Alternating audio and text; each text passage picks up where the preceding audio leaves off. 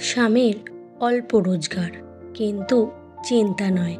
জানুন কিভাবে সংসার চালিয়ে টাকা বাঁচাবেন। নমস্কার বন্ধুরা, রিমি লাইফস্টাইল চ্যানেলে আমি রিমি আবারও চলে এসেছি নতুন একটা ভিডিও নিয়ে তোমাদের কাছে। আশা করি দূরে কাছে যে যেখান থেকে ভিডিওটা দেখছো সকলে ভালো আছো, আর তোমাদের ভালোবাসায় আমিও খুব ভালো আছি। এই যে বন্ধুরা, আজকের ভিডিওটা শুরু করেছি সুন্দর এই ফুলগুলো দিয়েই।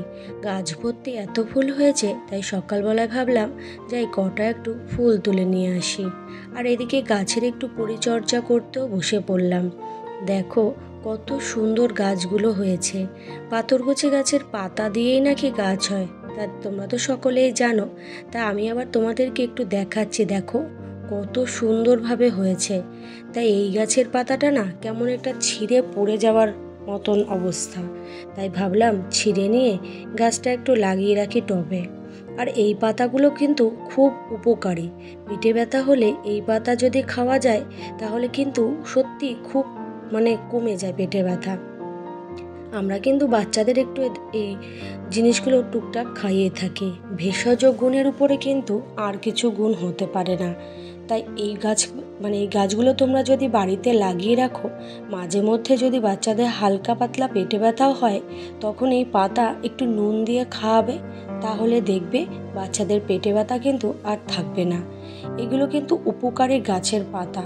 এই পাতাগুলো বাড়িতে একটু লাগিয়ে রাখা দরকার, তাহলে আর টুকটাক একটু পেটে ব্যথার জন্য ওষুধ আনতে পয়সা খরচ করতে হবে না।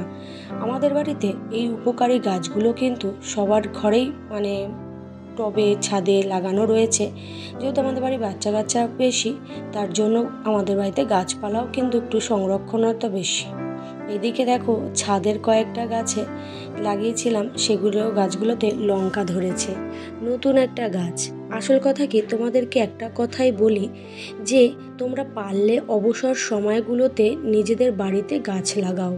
আর এই গাছের থেকে যে ফলন হবে সেগুলো দিয়ে অল্প ফ্যামিলির যে লোকেদের, তাহলে তাদের আর টুকটাক এটা ওটা কিনতে হবে না। অনেক সময় আছে লঙ্কা ফুরিয়ে গেল, মনে করলে নিজের দুটো গাছে লঙ্কা থাকলো, ছিঁড়ে নিয়ে নিলে। মধ্যবিত্ত সংসারের অভাব অনটন তো সবসময় দেখা দেয়। তাই মাঝে মধ্যে যদি পারা যায় যে একটু নিজের বাড়ির চাষের সবজি বা একটু আধটু লঙ্কা, একটু শাক পাতা একটু যদি জোগাড় করে খাওয়া যায়, তাহলে কিন্তু সংসার খরচ অনেকটাই বেঁচে যায়। আর সংসার খরচ যদি বাঁচানো যায়, তাহলে টাকা সঞ্চয় করা কিন্তু অনেক সহজ হয়। এই বুদ্ধিগুলো নিজেদেরকে একটু রাখতে হবে, আর চেষ্টা করতে হবে যে রান্না যেন অতিরিক্ত না করো। যতটা প্রয়োজন ততটা জিনিস করাই ভালো। অতিরিক্ত নিয়ে কোনো জিনিস অতিরিক্ত নিলে সেটাকে রান্না করলে লাস্টে সেটা ফেলে দেওয়া হলো, তাহলে তেল মশলাও তো নষ্ট হয়, তাতে কিন্তু তোমার জিনিসটাও নষ্ট হয়ে যায়, তাতে করে তোমার খরচটাও বেশি হয়। যদি পারো তোমরা একটু নিজেরা বুদ্ধি করে একটু প্রয়োজন মতো রান্না করা দরকার। আর প্রয়োজন মতো রান্না সবসময় করা সম্ভব হয় না, একটু একটু বেঁচেও যায়, তখন ওই বেঁচে যাওয়া জিনিসগুলোকে ফেলে না দিয়ে একটু জাল দিয়ে বা একটু ফ্রিজে রেখে পরে খেয়ে নেওয়াটাই ভালো। ফেলে দিলে তোমাদেরই অপচয় হবে।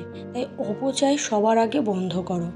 অপচয় যদি বন্ধ করা যায় না, তাহলে সংসার খরচ কিন্তু অটোমেটিক কমে যায়।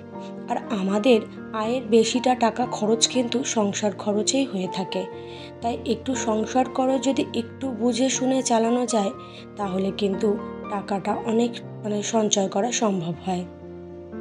আর এদিকে দেখিয়েছিলাম আগের ভিডিওতেই যে আমাদের বাড়িতে নারকেল গাছ ঝাড়িয়েছে, তাই জন্য এই সমস্ত কাঠগুলো আবার কেটে কেটে মোটামুটি ছাদে এনে রাখছি। এগুলো যাতে পরবর্তী সময় যদি গ্যাস না থাকে, তাহলে এগুলো দিয়ে কাঠে রান্না করা যাবে। আর এই যে ঘরে বসে ইনকাম, ঘরে বসে কিন্তু সকলেরই একটু ইনকাম করা দরকার। যারা অল্প অল্প পড়াশোনা তাদেরকে আমি বারবার বলছি একটু টিউশনি পড়াও, দুটো বাচ্চা পড়ানো দরকার। আর বিশেষ করে মধ্যবিত্ত ঘরের লোক মেয়ে বউদের বাইরের কাজে যাওয়া সম্ভব হয় না, তারা যদি পারে ঘরে বসে কিন্তু সেলাইয়ের কাজটাও করা যায়। সেলাই কাজ করেও কিন্তু কিছুটা টাকা সঞ্চয় করা যায়। আজকাল বর্তমানে বাজারে যেভাবে ব্যয় সাপেক্ষ, সেতে একজন স্বামীর পক্ষে ইনকাম করে সংসার চালানো কিন্তু সম্ভব নয়। তাই ঘরে বসে যদি গৃহিণীরাও কিছু টাকা পয়সা সঞ্চয় করে তাহলে স্বামীর কিন্তু অনেকটা হেল্প হয়, তারও কষ্টটা একটু কম হয়। এই যে আমি ঘরে বসে কিন্তু টুকটাক কাজ করি, তোমাদের তো সকলেই জানো, ভিডিওতে তো আমি তো দেখাই। আর ওইদিকে কিন্তু আমি দুবেলা টিউশনিও পড়াই।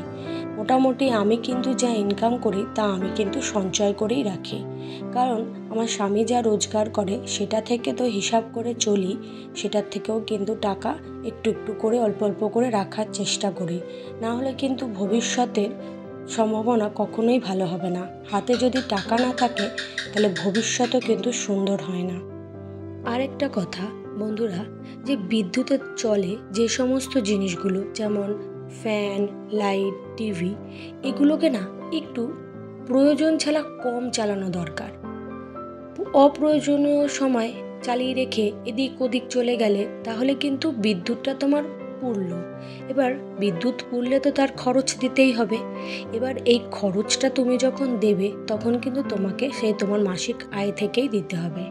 আর বর্তমানে বিদ্যুৎ খরচের দামও কিন্তু অনেক পরিমাণে বেড়ে গেছে। তাই তোমাদেরকে একটু লক্ষ্য রাখতে হবে যে প্রয়োজন ছাড়া এই লাইট, পাখা, টিভি কখনো চালিয়ে রেখো না। এগুলোকে একটু সতর্কভাবে বন্ধ করার চেষ্টা করো। হ্যাঁ, পরিবারের গৃহিণীরা কিন্তু এগুলোর দিকে লক্ষ্য রাখলেও পরিবারের অন্যান্য সদস্যদেরও এই বিষয়ে একটু লক্ষ্য রাখা দরকার। তাদেরকেও সংসার খরচ সম্পর্কে একটু গুরুত্ব বোঝাও। বর্তমানে ব্যয় সাপেক্ষ বাজারে খরচ কিন্তু প্রচুর পরিমাণে হচ্ছে, তাই সমস্ত কিছুই একটু প্রয়োজন মতোই করা দরকার। অপ্রয়োজনীয় বা বেশি করতে গিয়ে কিন্তু খরচও কিন্তু বেশি হবে। খরচ বেশি হলে টাকা সঞ্চয় করা সহজ হবে না। আর একটু বুদ্ধি আর একটু হিসেব, এই বিষয়টাকে একদম রাখতেই হবে। হিসেব ছাড়া চলা মানেই টাকা খরচ প্রচুর পরিমাণে হওয়া, আর টাকা খরচ হয়ে যাওয়া মানে কিন্তু টাকা সঞ্চয় করা সম্ভব হবে না। সব বিষয়ে একটু লক্ষ্য রাখাই দরকার, কারণ আজকালকার দিনে টাকা কিন্তু সত্যি ইনকাম করা খুবই কষ্টকর। যাই হোক, এইদিকে দেখো আমি আজকে ডিম রান্না করছি, যেহেতু একটু আমারও এখন মাসের শেষে না হাতে একটু খুব টাকার টানাটানি আসে, তার জন্য গিয়ে আজকে আর গোটা গোটা ডিম রান্না করব না। আজকে ডিমটার মধ্যে একটু পেঁয়াজ দিয়েছি, দিয়ে গিয়ে 4 পিস করেছি। দেখো 4টে ডিমে 8 পিস করে ফেলেছি। তা আজকে দুপুরবেলাটাও হয়ে যাবে। এইভাবেই কিন্তু আমিও আমার সংসারটাকে চালাই, যাতে করে একটু টাকা সঞ্চয় করতে পারি। আর এইদিকে বাড়িতে আমাদের সত্যি কথা বলতে সবজি গাছ মোটামুটি আছে, যার যখন প্রয়োজন হয় দুটো একটা ছিঁড়ে অল্প একটু আলু মিশিয়ে এটা ওটা রান্না করে ফেলানো যায়। আসলে আলুটা কিন্তু একটু বেশি পরিমাণে লাগে, তাই আমি আলুটা একটু পাইকারি বাজার থেকে কিনে নিয়ে আসি কম দামে, অনেকটা কিনে এনে একটু সংরক্ষণ করে রাখি, যাতে করে আলুটা ঘরে থাকলে না অনেকটা সবজির চান হয়। যাই হোক বন্ধুরা, এই যে দিকে দেখো সুপারি গাছের পাতাগুলো পড়েছে, ওই পড়লে মোটামুটি বেড়া দেওয়ার কাজে লাগানো হয়। আমাদের এই বুদ্ধিগুলো কিন্তু সত্যি কথা গৃহিণীদের থাকা খুব দরকার। বেড়া কখন দেবে ছেলেরা, আর ওদিকটাতে না খুব ছেলেদের আনাগোনা বেশি, তাই এই বেড়াটা দিয়ে রাখলে সচরাচর শর্ট করে চোখটা এদিকে পড়বে না। তাই সকলে যখন যা পারে তখন আমরা কিন্তু এই কাজগুলো করে থাকি। আর এই সুপারি গাছের পাতা দিয়েও কিন্তু জ্বালানিতেও কাজে লাগে। যখন পুরোপুরি শুকিয়ে যাবে নিয়ে কেটে উনুনে রান্নার ক্ষেত্রে ব্যবহার করা যায়। এই বিষয়গুলো আমরা সত্যি কথা বলতে গ্রাম বাংলার বউরা কিন্তু করেই থাকে। আর এইগুলো না করলে আজকালকার দিনে টাকা সঞ্চয় করা সম্ভব নয়। আর এখন কিন্তু বর্তমানে টাকাই সব, সম্পর্কের থেকেই টাকাটাই বেশি এখন। কারণ যার দেখবে টাকা নেই তার দেখবে কেউ তার খোঁজ নিয়েও দেখবে না, আর যার যখন দেখবে টাকা আছে তখন কিন্তু সকলে তার খোঁজ নেবে, তার পাশে থাকবে। যাই হোক, কথা অনেক কিছু বলে ফেললাম। আর এদিকে রাতের রান্নাও বসিয়ে ফেলেছি। রাতে আজকে রুটি করব আর আলুর দম করব। যাই হোক, কথা বলতে বলতে ভিডিওর অন্তিম পর্যায়ে চলে এসেছি। আশা করি ভিডিওটা তোমাদের ভালো লাগবে।